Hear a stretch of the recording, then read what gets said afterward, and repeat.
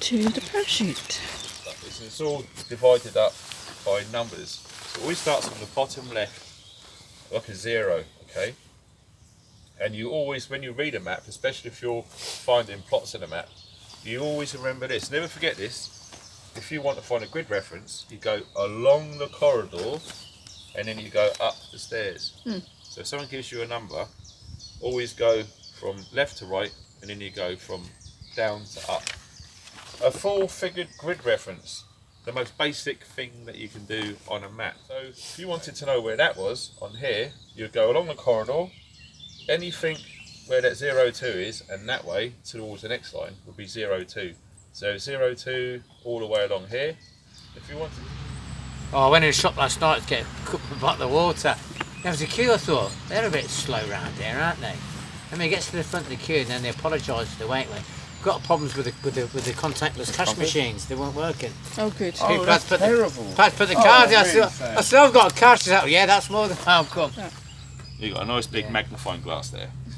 So it's also good for starting fires, which we didn't mention the other day. But you can start fires with magnifying glasses. Remember the old days back at school when you hold it above a twig? You boys. What happens is the weather will come in. And all of a sudden you can't see that mountain, and you think, well, I can't see where it is. But because you've got that bearing and you know it's in that direction, just follow it. You just follow that. And obviously you're all going to come against obstacles, but you want to try your best to walk on that line. But if you have got visibility, we're going to go through that. You can use a term called hand railing, aiming off attack points, all these things. It'll all become clear. So what I did want to do is to go through every single thing on here, because it will just drive me nuts. So if you come around here is our map, we've put it on the ground. So all we want to do is we want to make sure that this map is facing north. That's all you're doing. You're orienteering the map to ground. So that's all we do, is we get our... Get it on the line. We get it on the line. It's really important to get it bang on that line. And you watch the needle. And wherever the needle's pointing to north, we just move the map around. Can you see? Yeah. People agree, because they don't look silly about saying no, do they? That's the problem. You got that? They went, yeah. I've actually been there with people said something about jobs and they've walked off and I said, do you know what he's on about? And the other guy's gone, no, me neither. I think I've nailed it to why a lot of people think that way. Because when you're at school, you're taught in groups. And anyone that stands out from a group gets picked on, laughed at. That's right, yeah. And that carries on. Okay. It's the fear of being ridiculed. Well, as you turn this on here, obviously we've got it down there on there. So I put it on here. Yeah. I'll clearly turn the north. You just basically turn north to the arrow. Yeah, the bezel, that's right. You just go It further does. and further It away. does. And when you get there, said, right, we've done our pacings, we've calculated, we've gone the right distance, but that building is nowhere to be seen in the middle of the fields. There's no buildings anywhere. That's because you're 1 degree out over a long time. Yeah, 1 degree don't sound a lot, and obviously the further away, the further it's going like that. At a shorter distance, within a mile, you could probably get away a bit. But yeah, if you go hundreds of miles, man, you're going to be way, way off. Let's have a look. Perfect. It will take the average person to walk in a straight line on a pure, flat, level ground. It will take 12 to 15 minutes to walk 1 kilometre. Next step is you can add 1 minute extra per contour line.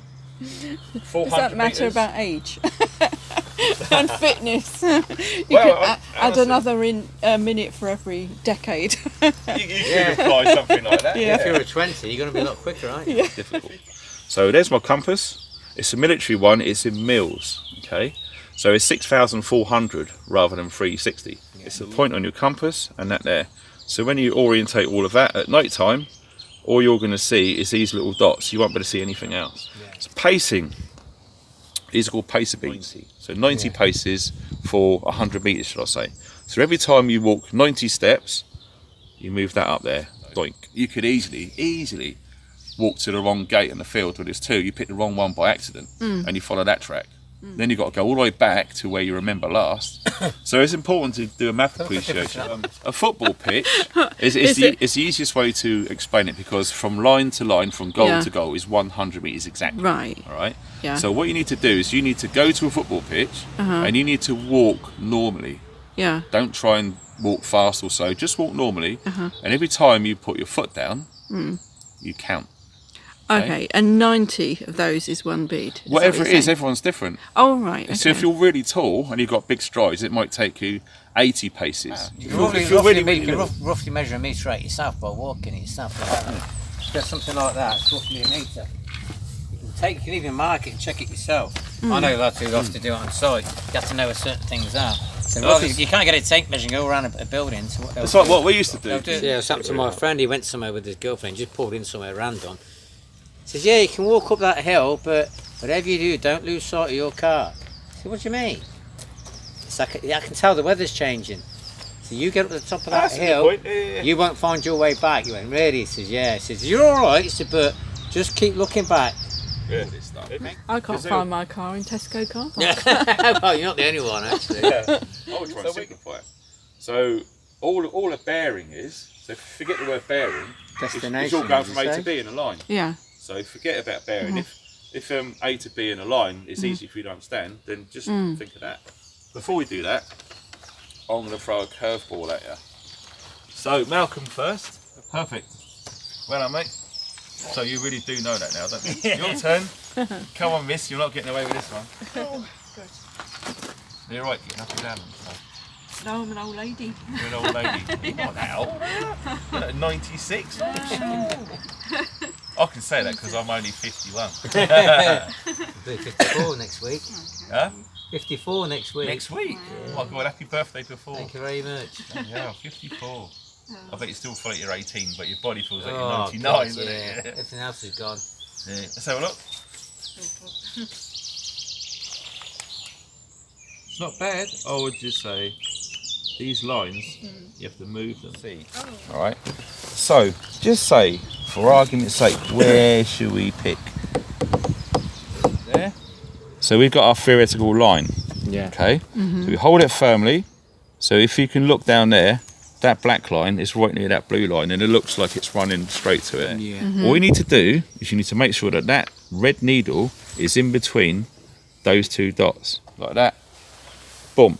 Our red needle is in between them two dots. And you've got that arrow there. And you very slowly pull it up and you look to where that arrow is pointing. Tree is the direction of travel from my A to my B on there. Down. It'd be good if you had like a futuristic map. Well, whatever way you turned it, all of the writing was the same this way. But we orientate the map to ground. So this red needle needs to go to north. Yeah, there's some metal here. You can see it floating. Might be me. No, it's probably a screw underneath. Okay. So we've orientated it. So we're going to keep it here, right? Don't worry. Okay. So we're in Mulfree, which is this mountain here, and we need to get to there. So we leave the map alone, all right? So we need to go from Mulfree, so we get a line on the edge of our compass, think to about there. That's absolutely awesome. So all we need to do is we need to take this off. All we need to do is make sure that that needle is in between them two dots. Like that. I've got the needle in between them two dots. That's the direction of travel we're going in. So pointing to that little arrow on there. And I'm looking at this angle there, the line to travel. And that there, and I'm looking all the way along this line that way. And I'm thinking, right, that tree, not this one, the one behind it, that is the direction of travel on a very small scale. See the line there going up to magnifying glass at 2 lines? You'll see the number. You're looking at 270 degrees west. Because I understand that you have to look for, and kind of like, I knew the area, I would look for something like this land, and it throws me out. Oh no. I know, I just just use this every now and again to check. Yeah. So you're looking around and you think, well, it's not orientated. So what you do is I would do that. And you think, oh, okay, yeah, it's there. Or you move it like that, whatever's easier. Yeah. Okay. So, are you pretty clear with that? Do you want me to go through again? All right then. Where are we now? Where are we now? Yeah. Well, there's Bill Fales, the town, and there's Roadwood. Okay. So we're in that little wood right there. And we want to get to, like we've done before, that tiny little blue pond. Yeah. Right. Could you set a bearing for that so we can know what bearing it is to get there? First of all, we want to ground them up, make sure. So we'll have to go. It'll have to be set like that, right? That bearing, because you've got a bog there. You start walking on that line and you go up to your nuts or your naughty bits, you've had it, because you can't do anything. So we call what aiming off. So where that bog ends, over a bit more to make sure that there's definitely no bog. And looking ahead on the map, and I can see it, there's a fence and there's a river. I can see that fence. When all this concept come out in the 60s and 70s, you know, magnetic north was pretty much constant for years. Now, the planet's doing all sorts of weird and wonderful stuff. So I just tend to go with wherever magnetic north is, and you use your map, you use your compass, and you're going to find out roughly where it is on the map anyway. Yeah, another ones. When if you cross-reference it, you've got a footpath. This is obviously walking by foot. Bridle way, you're going to use your horse, etc., or quad bikes. But some people will actually use vehicles, 4x4s, to go on bridle ways. And that's the tree we're going to. It's got a pickup van. God, imagine that. I would say the amount that's there is about 10 wheelbarrows worth, and we get for about 3 wheelbarrows a night.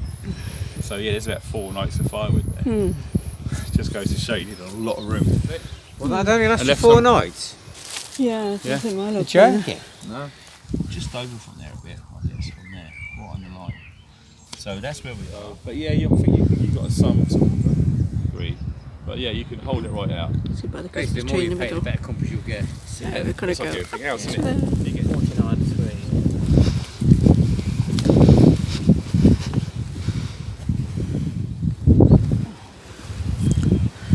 I'm going to hold all that for you. No farting as you go. Well, of course, you need to be fit.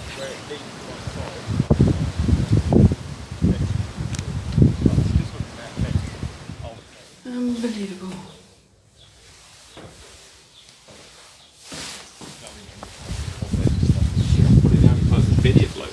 Padlocked. Yeah, I'll say more like that. It's a bloody shame. No. Not that There I'm used to religious, be. but I do like talking about science.